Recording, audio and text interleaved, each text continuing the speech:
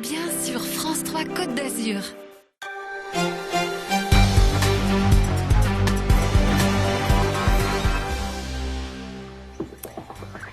Bonsoir à tous, bienvenue sur France 3 pour ce 19-20 du mercredi 17 février.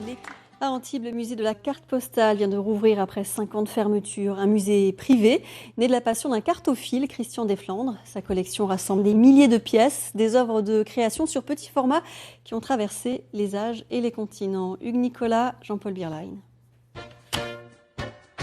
Je suis pas sérieux du tout parce que c'est des fondus de fumée dans le musée. C'est l'histoire d'une fièvre, d'une frénésie, pire d'une boulimie persistante. Voilà maintenant 40 ans que Christian est devenu un accro de la cartonnade en 9 sur 14. Les dimensions presque immuables de la carte postale depuis sa création en 1873. De sa passion, il a fondé son royaume, un musée dédié à la petite missive. C'est une vraie encyclopédie.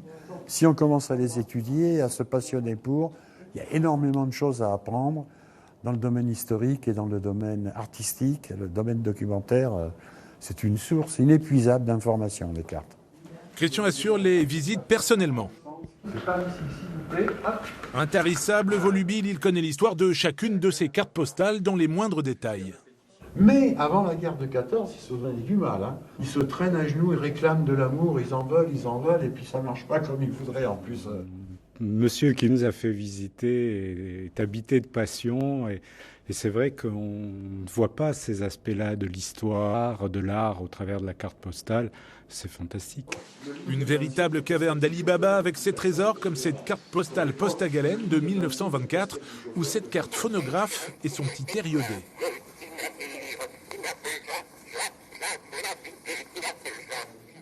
Tantôt sensationnel, tantôt publicitaire. Avant la Première Guerre, la carte postale est surtout informative. La presse écrite ne publiait aucune photo. Et donc, tous les photographes locaux faisaient de l'événementiel en photo et en carte postale. Ça venait en complément des informations écrites communiquées par la presse. Aujourd'hui, les SMS ont supplanté les cartes postales. Malgré tout, Christian règne sur plus de 700 000 spécimens.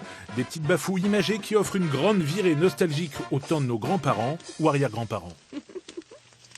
Et l'information se poursuit avec le journal de la rédaction nationale. Je vous retrouve demain à midi. Bonne soirée.